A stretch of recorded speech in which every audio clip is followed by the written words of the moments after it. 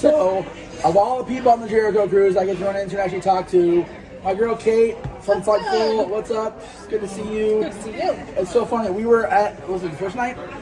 Second night. Yeah, because the first night was crazy because she was in line for 6 hours and 45 fucking minutes. Looking at you, Norwegian. Anyway, or whatever it is.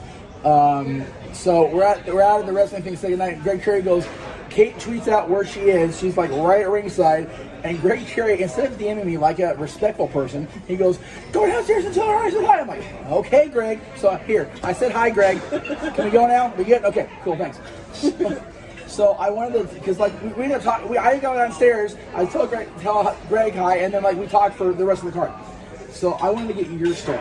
Like, how did you? Like, you told me where you were born, where you live now, but where did the wrestling come in? So like you said you were. Let's see. I'm trying to remember. Let me think. Born in New York, lived in Jersey. Correct. There we go. I got it. So born in upstate New York too, not in the cool part, not in New York City. I was born in the town called Binghamton. Live in Jersey now. I've actually heard of Binghamton, so it's not that uncool. You're good to go. We are the Mets AA affiliate. That's right. Claim to fame. But I actually got into it in 2009, which everybody laughs at because not like the best time for at least WWE programming. Right. Ring of Honor was doing some things right. Great for no DQ stuff, though. Killer. I actually got into it through an ex-boyfriend. I always say, kept wrestling, ditched him, both for great decisions. My 20-year-old Kate. But yeah, it was funny because I started with WWE before I worked my way back into indie stuff. Nice. Thank you, CM Punk. For Love being, you, brother. Fuck you. Yeah, like, seriously. well, that's what it was. I heard like this indie kid. I kept hearing this indie kid, and I was like, "What's that mean?" So I went back and researched, but falling in love with it in 2009. Just I think on the surface level of like the first wrestling memory I have is like I think like watching Legacy and just being so incensed by like how Randy Orton could cheat like that. So you like fall in love with. I love that. That's just great. The surface of wrestling, and then I had friends that had been watching were like, you should have watched when it was good.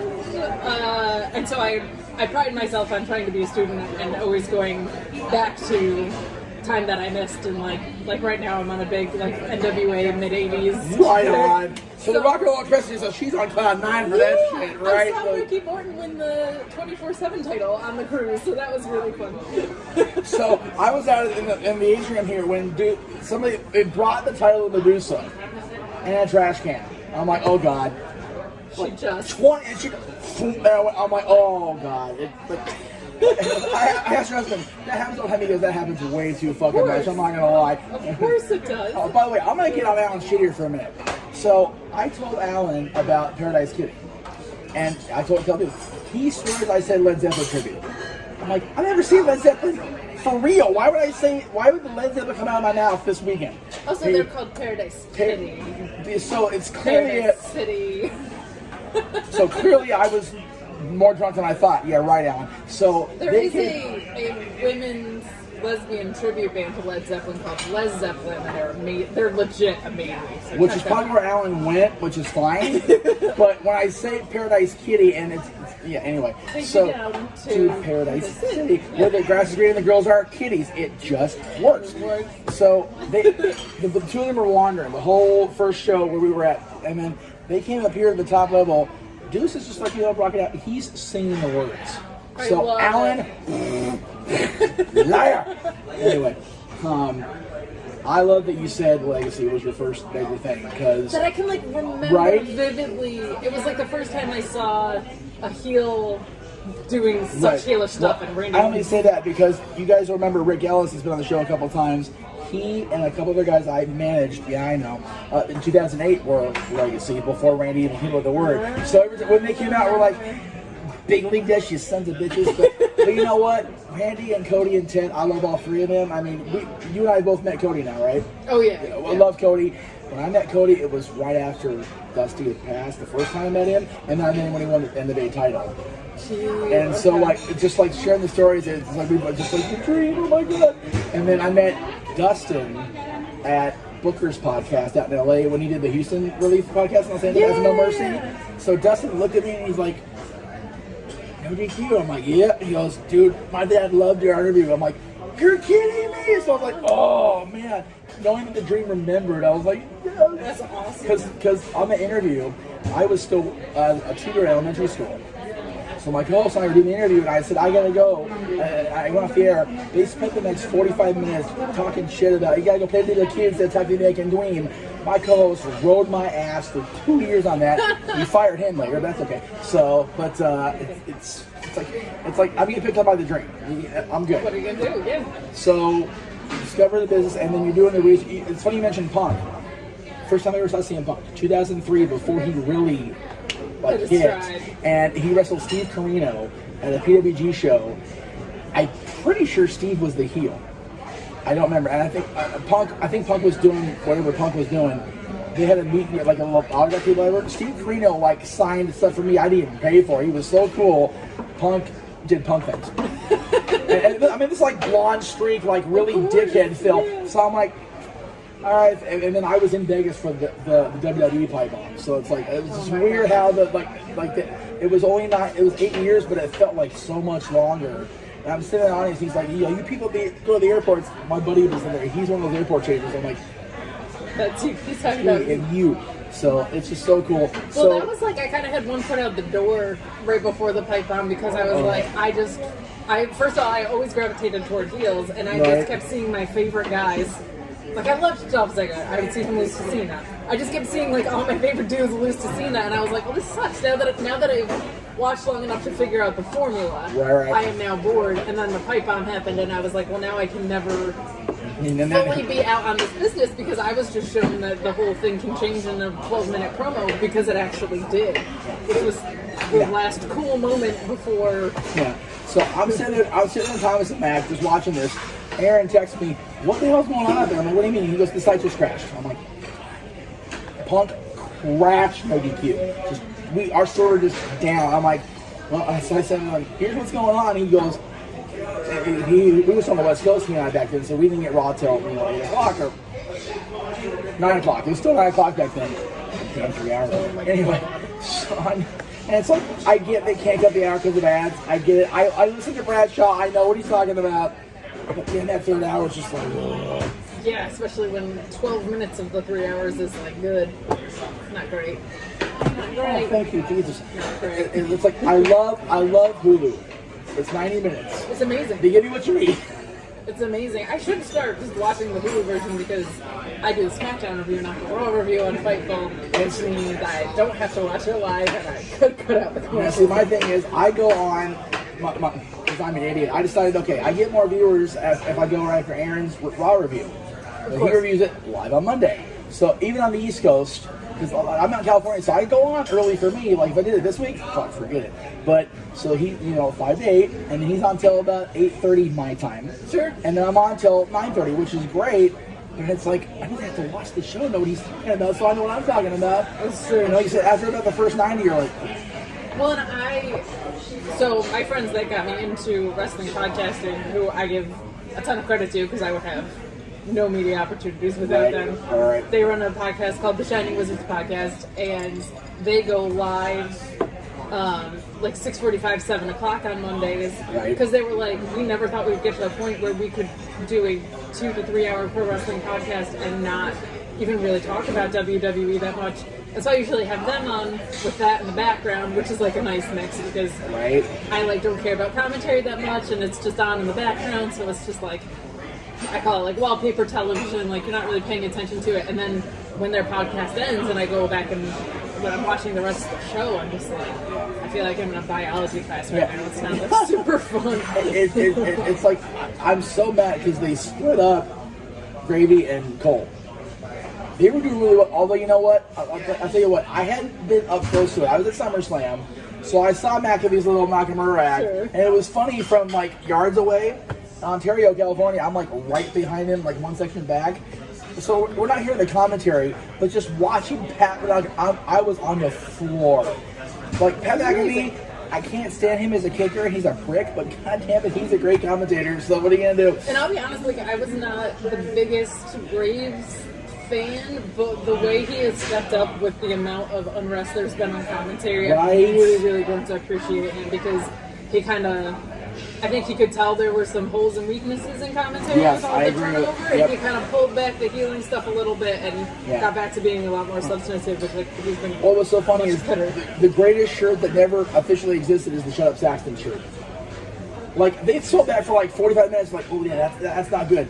I almost like captured the image, like, and took it to my friend, like, please print this for me, because I love Byron. He's a great guy, hell of a kid, but he knows the shit out of me on commentary. He's so, like, bleh. He's kind of just there. Yeah, but also, like, if you have a heel commentator, let them sell a shirt that's a heel shirt. But they're so that be a star thing when it's convenient for them. So, like, Shut Up Saxon to a minority guy, not a good idea, I guess.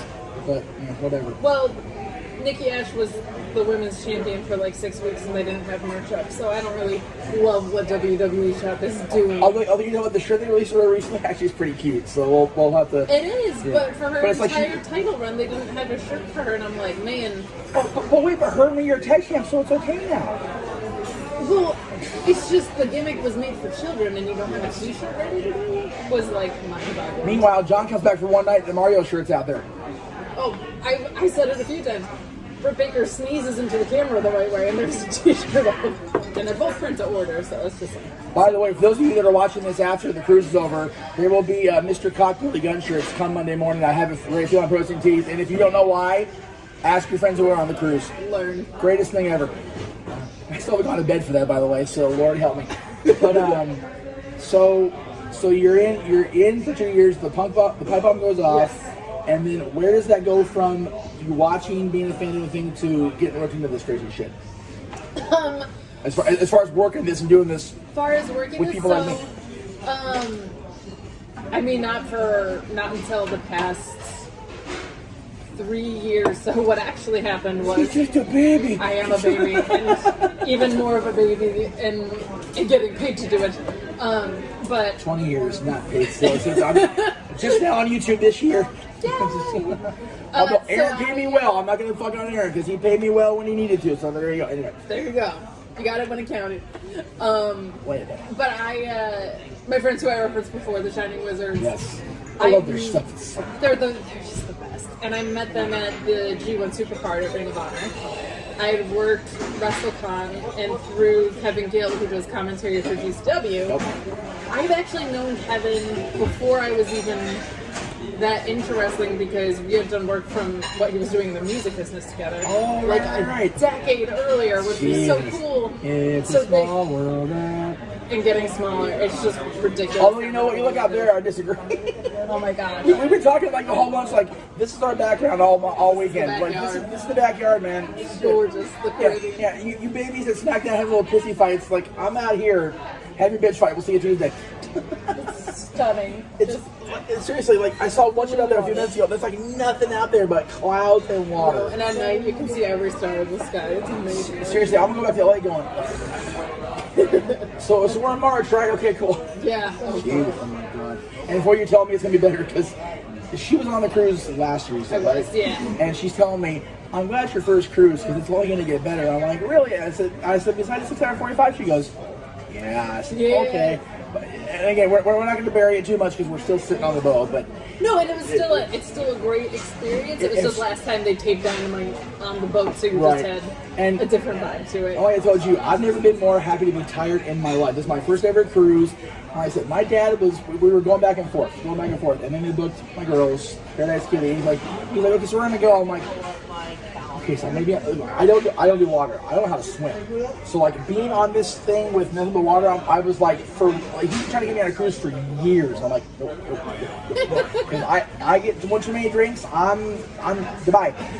But then so Chris Hensler Jericho Cruise a couple years ago, I'm like, okay, now this works. Yeah, okay, all right, maybe. And then the girls, I'm like, all right. You saw me. It had to come. So anyway, Shining Wizard. I totally cut you off. So no, all good. So I met them. I hadn't really been listening to a ton of wrestling podcasts before, especially like independent ones. But I met them and they were doing a live show at a bar in Jersey. And I went and they were just like having the people that showed up on. Nice. And then I did a couple guest appearances with them, and then they started a Wednesday night show called the Mark Order Podcast. So Matt from the Shining Wizards. Oh my God! Go, keep going. So they invited me to be smaller on that. and smaller. Smaller and smaller. So we started it as like a subset of the Shining Wizards, and then we rebranded in the past since last year. Time moves fast. Since Already a year, right? It's March, like, yeah. So it's me and then Anthony, who I also knew through the Monday Night Crew. Matt, who's one of the hosts on Monday nights, who he always laughs because he was like, I don't do any work. That's like a field trip for me showing up to that one. Right, for real. He runs the Monday night ship. And then a friend of mine who I brought into it, who was like, we were joking, was like our AEW Dark correspondent, because he was like, I watch this, I can just send you guys notes if you're ever like short. And then he ended up getting bumped into doing full time. Nice. And then, Story of my life. Fightful, I always say, Sean had me on for a prediction show. I say that was like my dark match. Because that was like the first time we had good chemistry. And then when Jeremy Lambert, who is my biggest frenemy in the world, who sucks at marbles on Twitch, he's the best, but he was looking to exit Friday nights. And Sean brought me on for AEW Rampage and SmackDown. And then Tuesday nights where Alex Pulaski loses his mind doing Sour Grapes. He was like, her energy might help rope me in, but now that we're on NXT 2.0, I think I make it worse, but it's entertaining nonetheless. So. And by the way, for everybody out there still thinking that I have heat with Sean, how can I have heat with somebody that hires this girl? Like, for real, she's the best ever. Like, it's true, I am. I'm the GOAT. What was so funny, like, Sean tweeted me once back, that little fanboy of his, I'm like, you know what, dude? Good for you. You're cool. But you know what? Sean can ruin your whole timeline just responding to something, even if it's benign. But what was funny, he responded to my, because like, I look back, I came off like a prick. I didn't mean to, but I came off, he even said snarky on him. I even said, well, I didn't mean to be snarky, I was legit asking the question. So the fanboy took the next level. Sean responded like the day before we got on the boat. He's like, I meant to respond a lot sooner, but he gave me this little paragraph, and I'm like, dude, all right, we're good. I literally hearted his thing, and the fanboy responded again. I didn't even, like, I hearted Sean's response. The fanboy goes, dude, Sean for the win. So I sent him to freaking Joey Chandler. Like, what did he win? What did he win? Like, I have no, like, everyone, now that all my hosts are gone, out of my life, I had no beef with fucking anybody on there, man. I would love to have you on my show every week. Like, I'll have Sean. But I think the thing with Sean was, Greg's been trying to get him to trivia for a year. And he never responded on, like people that work with Sean were talking with Greg, but Sean never responded. I sent out one accidental negative tweet. So I was like, that's all it was. He can blow up timelines. But you know what? You know, that's so cool, because like that's kind of what Twitter was unfortunately built for. So, you know, it's. I, as a joke on Twitter, tried to play this game. So I have a friend. Let me get comfy. Wait a minute. I have a friend that every May 5th, I text them, are you today's date because you're a 5 out of 5? And then I make a melty joke about how you're really a 7 out of 5. And on October 10th, that person sends me, are you today's date because you're a 10 out of 10? We've been doing this for years. And this year they sent it to me on October 11th by accident. And I was like, I'll still take 10 out of 11. That'll put you in the Hall of Fame every time, right? So, but I was like, I'm going to post that on Twitter as a joke and see how many people catch on that it's not the right date. Sean caught up and was like, it's ... October 11th. And then my timeline goes, I was like, it was supposed to be fun. God damn you, Sam, you son of a bitch. You sad, yeah, it's so funny how, like, people say 10, 10, 10. If you're in wrestling, you think of that god-awful Bound for Glory thing that went absolutely nowhere. Oh, my God. It's like, I love everybody involved in that shit. And I just shake my head, like, that had so, even with Hogan not doing anything, it had so much potential. And then Jeff done this Victory Road came and went, and yeah. No. But I just, and that's before the pipe bomb. So like, you could have been just like, nah, fuck this, I'm done. But it's funny. My roommate became my roommate a year later. We watched Victory Road. We rolled the camera. He tore his Jeff Hardy picture he'd had since like high school. Oh no! I'm like, that's a hot take, but okay. But all right. So and yeah, it's like he's like just now, like okay with Jeff because like Jeff got his shit together and good on him. And he actually let the whole thing get like the storyline stuff. So it's like, you know what? If you're okay with it being in a story, you're okay with it. So it is a choice. It's very, like being awake since yesterday is a choice, and you're still picking on me for it, you poop head. I'm just saying, you're accountable for your own actions, pal. I went to bed at midnight. I feel great today. In my defense, and I'm going to say this out loud, I'm going to call him out for it right now. I figure, okay, I'm going to go to the photo session today that has Britt Baker, Orange Cassidy, the Gun Club, and Chaos. What the fuck's the name? I forget. Chaos Party? Chaos Party. God, party. I moved to Japan. I always forget their factory name. But okay, I figure if I'm going to be at Cassidy, I'll go to bed when Cassidy goes to bed. The fucker's throwing craps till 5 a.m. this morning. I'm sitting there going, oh man, I'm thinking, bad decision, go to bed. And like my 25-year-old self's going, no, you haven't party like this in 13 years since you had the kid. No. So like 5:15, I go in the room like. I was also up early because I went to swim with the little piggy.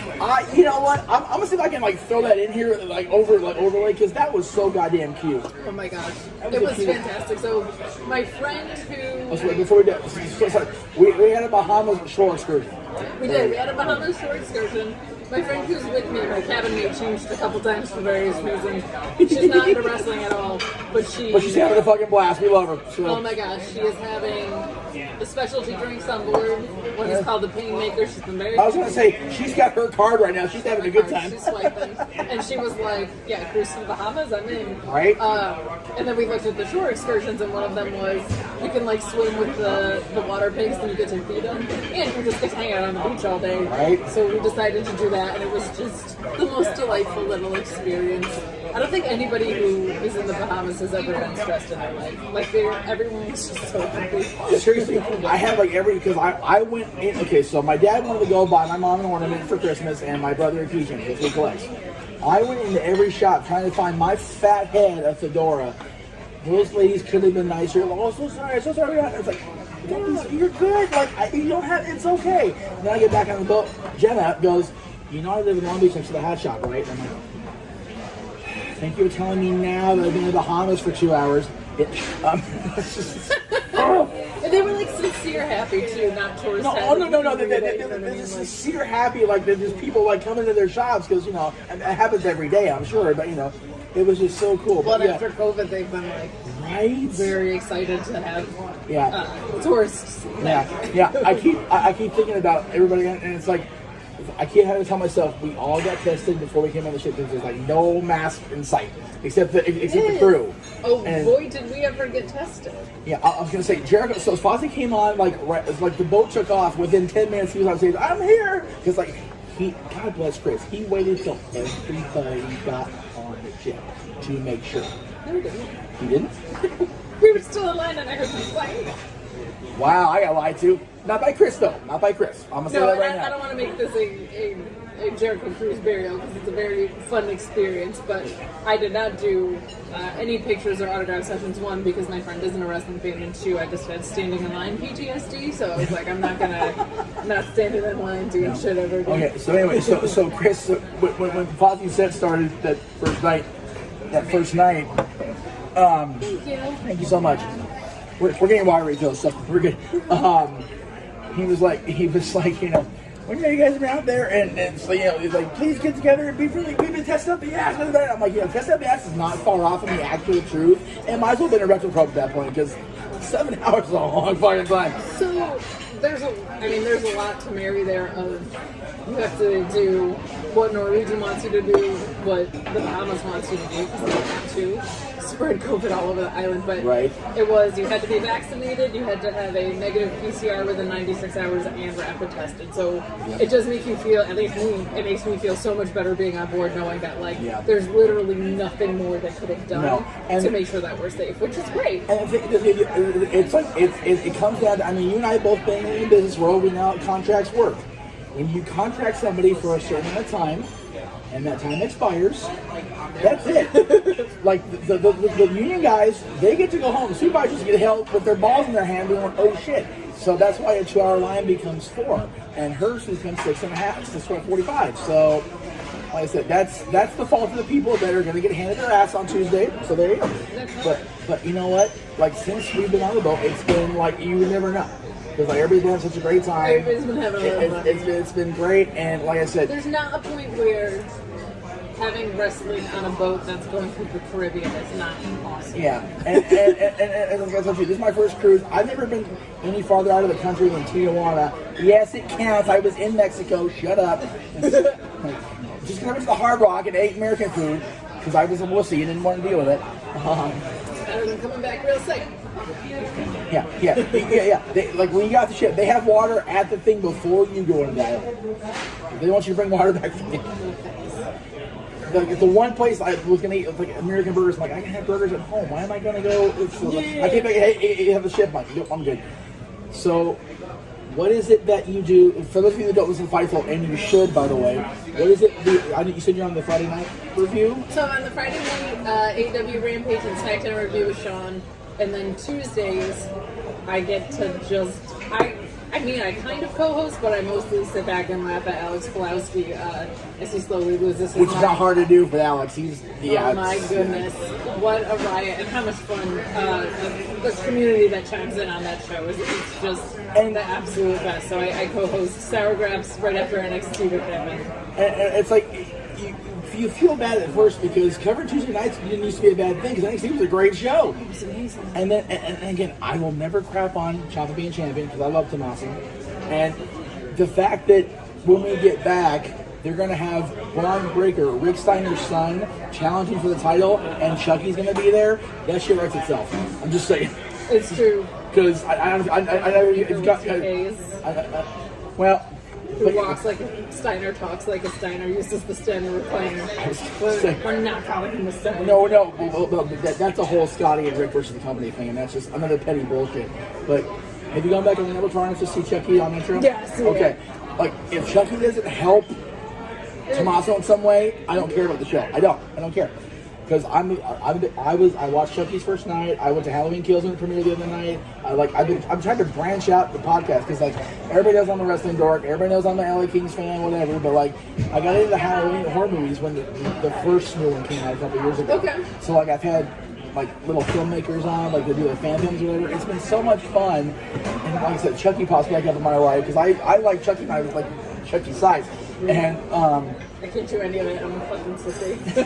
You know what? I am too. I'm not gonna lie. Like, I can deal with Chucky, but what's so funny is my son will not go in my room now because I have my buddy off when I was a kid.